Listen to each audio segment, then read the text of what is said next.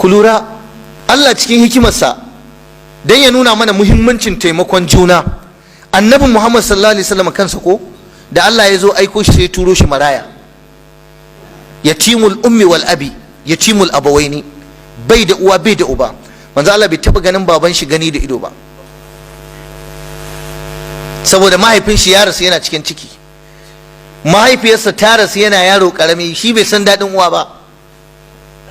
malam inda babu taimako ya rayu, wasu suka taimaka masa, shi yasa ya fi kowa tausayi.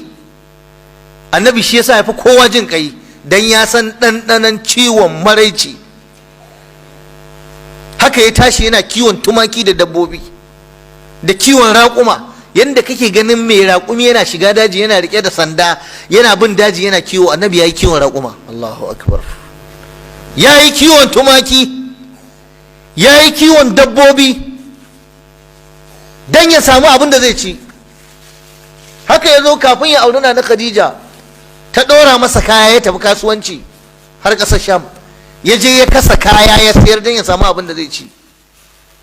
ta gan shi ta ce tana son saboda amanarsa ta aure shi. shi yasa ya faɗa kafin ya bar duniya, ya ce da ni da mai ɗaukan maraya, nauyin maraya, kamar haka muke a aljanna. ana wa kafilu yatimi ka hataini fil janna.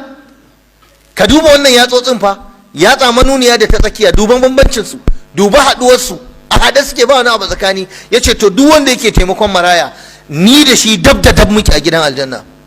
marayu nawa suke da shi, kake da shi a garin ku? guda nawa kake da shi a unguwar ku? rufin asiri nawa Allah ya maka? maraya nawa ka taba yi wa dinkin sallah? maraya nawa ka taba kaiwa makaranta ka biya masa kuɗin makaranta? maraya nawa ka taba bawa ruwa ya sha? maraya nawa ka taba bawa hula ko takalmi ko silifa? babu. abin da ya dame ka taimakon kanka kawai.